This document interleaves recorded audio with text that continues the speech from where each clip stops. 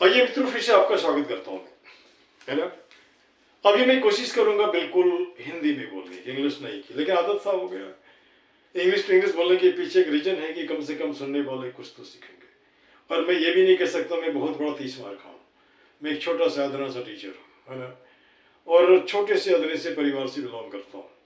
और हमारे इसके अलावा हमारे पास कुछ नहीं है ना। मैं ढंग का कपड़े पहनता हूँ, और कह सकते हो मैं चप्पल छाप कल भी था और आज भी हूँ, जब था तब भी। और उसमें कोई फर्क नहीं पड़ता आपने कपड़े क्या पहन रखा है। आप क्या करते हो, क्या बोलते हो, वही ज़्यादा मायने रखता है ना।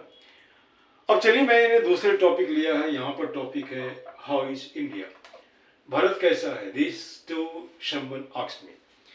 इसे भी कुछ ने आज मुझे सुबह पूछा, तब ने सीधा सा जवाब उसको दिया कि भारत वही है जो आप हो। भारत अपने आप में क्या एक विभाग है। विभाग का नाम तभी होता है जैसे लोग होते हैं, है ना। साइंस की दुनिया में हम बहुत तरक्की कर चुके हैं, और कह सकते हैं आर्म्स एंड एमिनेशन के एरिया में बहुत तरक्की कर चुके हैं। और जहाँ तक इकोनॉमिक फाइनेंस की बात होती है, वहाँ तक भी हमने तरक्की कर रखा है ना। वह तो तरक्की दिखाता है आंकड़ा, लेकिन मेरा एक सवाल उठता है, वह टीचर उसने क्या गलती किया था पढ़ाई करने के बाद 4,000 रुपये महीने में कमाने के लिए बाध्य है। जो भी लोग सुन रहे हो, खास करके खादियों पे बोल रहा हूँ, क्योंकि उन आबादियों की चिंता उन्हें करनी है। उस आबादी की क्या गलती जिसने पढ़ाई की ईमानदारी से की, लेकिन उसे एक्सप्लॉइट किया जाता है। अब पता नहीं मैनेज कैसे करते हैं, मुझे मालूम नहीं, है ना। और ये मैं एक सुनी सुनाई बात नहीं बोलता, मैं इस बात को यह बोलता हूँ कि मैंने एक्सपेरिमेंट किया है ना। Now the question here is that the person is simply taking your signature at the amount of 30,000, 50,000, giving you 4,000 or can say 5,000 like that. यह है आज का हिंदुस्तान। अब छोटा सा एग्जाम्पल ले लो, एक सरकारी स्कूल है या कोई भी स्कूल है, बहुत नामी ग्रामी है, उसको बनाने वाला कौन होता है? निश्चित है बच्चे होते हैं। बच्चे नहीं तो टीचर क्या करेंगे, है ना। बच्चे नाम कमा लेते हैं, सस्ते तो उस स्कूल का नाम हो जाता है। और एक यूनिवर्सिटी बहुत टॉप है, संजोग से उसके यूनिवर्सिटी का रिजल्ट अच्छा नहीं होता है, तो वहाँ अच्छा होने के बावजूद भी वो कहीं का नहीं रहता है। और यह तो बनता बिगड़ता है, यह एकदम सीक्वेंस में तभी जाता है जब हम सीक्वेंस में इस बात को लेकर चलते हैं। और किसी भी काम को लेकर के डिसिप्लिन होता है। आप जैसे मान के चलो कि अभी की जो स्थिति है, आप कुछ करना चाहते हो तो मुझे नहीं लगता है कि बहुत आसान है। खास करके मैं पिछले साल भर से देख रहा हूँ, कुछ भी करना चाहते हैं, अगले आदमी को मेरे से कुछ लेना देना नहीं, लेकिन एक अड़ंगा जरूर लगा देगा। अगले आदमी मेंटली आपको टॉर्चर जरूर कर देगा, कुछ ऐसी बात बोल देगा जो आपके माथे पे स्ट्राइक करेगा, है ना। आप बिल्कुल अलग रहते ना, अलग तरह की सिचुएशन को बनाना चाहते हो, लेकिन वह जो सड़ी गली सिचुएशन जो है पिछले 4,000 साल का, जिसको कहते हैं जाति के नाम पे भेदभाव, और कह सकते हैं भाषा के नाम पे भेदभाव, रिलीजन के नाम पे भेदभाव, आदमी के रंग के नाम पर भेदभाव, और कह सकते हो का ये खानदान के को नाम लेकर के भेदभाव, इलाके को लेकर भेदभाव। क्या ऐसा हिंदुस्तान का सपना हमने देखा था क्या? नहीं। अरे मेरे दोस्त, 21वीं सदी है, मशीन पे जिंदा हो। मशीन भी तो लोगों की नौकरी छीन रही है, उसके बारे में क्यों नहीं सोचते? आप देख सकते हो, अभी बहुत सारे काम को रोबोट करता है। जापान में जाओगे तो होटल को चलाता है, आप देखो डॉक्टर का काम करता है। नौकरियां तो वो भी ले रहा है, उसके लिए क्या करोगे? कुछ नहीं कर सकते। अब उसके अलावा वहां पे छोड़ दो, आपने देखा बुलडोजर को, देखा बुलडोजर एक मशीन है, वो ढेर सारे मजदूरों का काम ले जाता है। क्या कर लिया आपने? कुछ नहीं कर लिया। बुलडोजर की बात ही आर्टिफिशियल इंटेलिजेंस है, वो भी बहुत काम कर ले, बहुत लोगों का काम छिन रहा है, उसके लिए क्या कर पाओगे, है ना। तो अब यहाँ पे सिचुएशन है कि तालमेल की बात है। तालमेल आप देखो लोगों के रिक्वायरमेंट के हिसाब से। आप जैसे मान के चलो, आप किसी को मुफ्त के राशन देते हो, मैं नहीं कह रहा कि नहीं दो, लेकिन आप दे रहे हो तो क्या उसको खड़ा कर रहे हो ना गिरा रहे हो? जो आदमी मुफ्त का खाता रहेगा तो उसके दिमाग में कभी नहीं आएगा। कल एक सज्जन से हमारी बात होने लगी, 75 साल के थे, 75 साल, हाँ। पेंशन भी मिलता है। उसके बाद उनके बातचीत से लगा वो इस फिराक में रहते हैं, कहाँ पे फ्री मिलता है, दवाई कहाँ से फ्री मिलता है, योगा कहाँ फ्री होता है ना। तो जब हम फ्री के चक्कर में रहेंगे तो हमारे माथे में तो फ्री होगा, तो फ्री होगा तो फिर उनके बच्चे भी फ्री में जाएंगे, उनके बच्चे भी फ्री में जाएंगे। इस तरह कैसे लोगों का जमात खड़ा कर रहे हैं, वैसे लोगों का जो काम ही नहीं करेगा, और कभी काम भी करना पड़ेगा तो नहीं लगता है मुझे कि वो बहुत अच्छा काम कर पाएगा। तो मेरे मित्र, मैं नहीं कहता कि आप नहीं दो, लेकिन दो उसके बदले में काम करवा लो। और मेरा एक सीधा सा हिसाब है, किसी को 10 रुपया आप रोज देते हो, उससे बढ़िया है कि उसको 10 रुपया कमाना सिखा दो, है ना। किसी को खाना खिलाते हो तो उसे ये बता दो खाना कैसे मिलता है ना।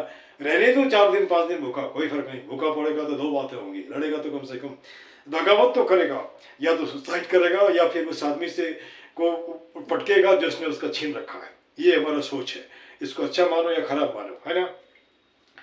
अब सीधा सा सवाल उठता, कल एक मुद्दा और भी उठा था, गंदगी का मुद्दा। क्या हिंदुस्तान इस तरह का था क्या ऐसे लोग निठल्ले हो गए थे कि गंदगी देख रहे हैं, नाक बंद कर रहे हैं, लेकिन उसके लिए कोई रिस्पॉन्सिबिलिटी नहीं। सब एक दूसरे के ऊपर ठेल दे रहे हैं लोगों को, कैसा करना चाहिए वैसा करना चाहिए। और जय कह सकते हैं सकल परदोपदेश सकल बहुत धेरे की बात है। लोग सुझाव देने में पीछे नहीं रहते, इतने देते हैं कि आपके बातें खराब हो जाते हैं, लेकिन साथ देने के लिए शायद ही बिरले कोई आता है, नहीं आता है। तो क्या ऐसे हिंदुस्तान का सपना हमने देखा था, है ना। अब उस आदमी को मैं जवाब दे रहा हूँ यहाँ पे, अगर वो हमारा वीडियो सुनता हो, हिंदुस्तान हिंदुस्तानियों से बनता है। हिंदुस्तान अपने में क्या है, एक भूभाग है। यहाँ रहने वाले लोग जिस तरह के नेचर के उस तरह से हिंदुस्तान बनता है। पहले लोग विदेश में जाते थे, लोग पूछते थे किस देश से आप आए हो, गांधी के देश से आए हो, रविंद्रनाथ टैगोर के देश से आए हो, पटेल के देश से आए हो। आज सिचुएशन बदल गई है, शायद पूछते होंगे लोग क्या मोदी जी के देश से आए हो, है ना। तो तब की बात और थी, आज की बात और है। आप एक पत्थर उठा के फेंको और पूछो, और भीड़ में कितने लोग वहाँ भी ईमानदार हैं। अगर आप ईमानदार हो तो आपका देश भी ईमानदार होगा। आप चोर हो तो आपका देश भी चोर होगा। आप करप्ट हो तो आपका देश भी करप्ट होगा। देश एक आदमी से नहीं बनता, मेजॉरिटी से बनता है। लोग बोलते हैं सामान बाजार में नकली मिलता है।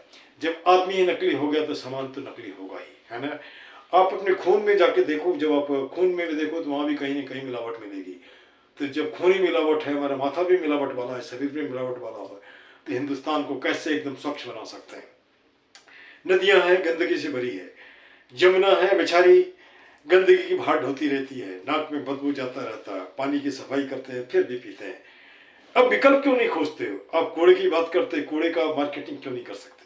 अगर मार्केटिंग करेंगे तो लोग, शायद मुझे लगता है कि उस कूड़े को इधर उधर नहीं फेंका, बिल्कुल बिक्री करेगा, उससे भी रोजगार मिलेगा, है ना। तो रोजगार का हिसाब है। और कहीं तो ऐसा तो नहीं कि सोची समझते हैं इस सिचुएशन के तहत कुछ लोगों को एकदम इस तरह से बना के रखो, वो सोचे ही नहीं। और शिक्षा जिस दिन सबको मिल जाएगी तो उस दिन मुझे नहीं लगता कि ये जो अभी दिखाई देता है उठापटक, और कह सकते हैं जो करप्शन का भंडार पड़ा हुआ है, वो शायद नहीं होगा। बेचारा करप्शन भी दुम उठा के भाग जाएगा। लेकिन केवल शिक्षा से भी क्या होगा? जो शिक्षित लोग हैं और भी डरे होते हैं, है ना। अपनी बातें नहीं बोलते हैं, लगता है कोई आएगा उसे मार देगा। कौन मारेगा? नेता मारेगा? कौन मारेगा? गुंडा मारेगा? अरे कौन है वो? खुदा है ना क्या? नहीं ना, खुदा नहीं है वो, आपके और हमारे तरह आदमी है। उसको भी दो हाथ है, आपको भी दो हाथ है ना। आप इस तरह जो घुट घुट के रोज जीते हो, उससे बढ़िया है बाहर निकलो। और मैं ओपनली बोलता हूँ, खरपतवार नेता जो भी हैं, जो एक दूसरे का केवल शिकायत करते हैं, देश के बारे में कुछ नहीं सोचते हैं, अपने अयासी में रहते हैं, उनको निकाल फेंको, चाहे जहाँ भी हो। आपके मोहल्ले में अगर गंदगी होती है तो उसकी सफाई भी होनी चाहिए, क्योंकि आप टैक्स देते हो, है ना। आपके बच्चे अगर स्कूल में जाते हैं तो अगर व्यवस्था है तो फ्री एजुकेशन तो ठीक है। और जैसे कल हमने देखा, दुनिया भर की किताबें, लाखों किताबों को ऐसे जहाँ मध्य प्रदेश का कहीं फेंक दिया गया, क्या किलो के भाव से बिक्री कर दिया गया। उसमें जो खर्चे हुए लोगों ने इसको उठा लिया। क्या उस तरह के लोगों के घर पे बुलडोजर चलाओगे क्या वैसे नेता जो भ्रष्ट हैं उसके घर पे बुलडोजर चलाओगे क्या? जब आप आर्टिकल 14 और 13 जो है हिंदुस्तान का, हिंदुस्तानी कॉन्स्टिट्यूशन का बोलता है, in the I of the court everybody is equal, in the I of the justice everybody is equal. तो ये क्या हो जाता है? किसी बड़े रसूखदार आदमी के बच्चों के साथ नहीं होता, लेकिन आम आदमी होता है, उसे पकड़ लिया जाता है। पकड़ लेने के बाद फिर उसके साथ क्या होता है उसे बताने की जरूरत नहीं है, रोज ही टीवी में दिखाई दी जाती है। क्या ऐसे हिंदुस्तान का सपना हमने देखा था? और मैं उस व्यक्ति को बोलता हूँ, हिंदुस्तान हमसे बनता है, हम हिंदुस्तान से बनते हैं। हम जैसे होंगे हिंदुस्तान वैसा ही बनेगा, है ना। जौनी की चिड़िया तब थी जब वहाँ के उस समय लोगों की सोच अलग थी, और आज लोगों की सोच यही है। आदमी आदमी को यूज करता है, नेता जनता को यूज करता है वोट लेने के लिए। जनता नेता को टटोलता है कुछ लेके दे करके, है ना। कहीं भाषण सुनने जाता है, वहाँ में सुना रुपये मिलती है, या भाई रुपये छोड़ो, ये खल्ली भी छोड़ो। और एक सेक्चुअली बन सकते हो, सेक्चुअली नहीं बनो, एक खल्ली बनो। खल्ली बनो, लिखो दीवार पे, मुझे कैसा नेता चाहिए, है ना। पढ़ा लिखा, देश की इसको सोचने वाला, और कह सकते हो वैसा आदमी जो राष्ट्रभक्त है, राष्ट्रवाद को सोचता हो, है ना। और इसका निर्णय आपको करना है। 25 का चुनाव आने वाला है, और मैं तो ज़्यादा दिल्ली के बारे में नहीं कर सकता, लेकिन हमारे नज़र में एक पार्क है, खेड़ा पार्क 1। यह साफ होना चाहिए, सुंदर होना चाहिए। घुसे पार्क में तो खुशबू नाक में हो, और जो अनवांटेड एलिमेंट है वहाँ से उनको एलिमिनेट किया जाना चाहिए, जो भी हो, ABCD लाइक। और सरकार चाहे तो उस पूरे पार्क को अपने कब्जे में कर ले, किसी कमेटी की ज़रूरत नहीं, दूसरे कुछ की ज़रूरत नहीं है, और वह भी ख़त्म हो जाए।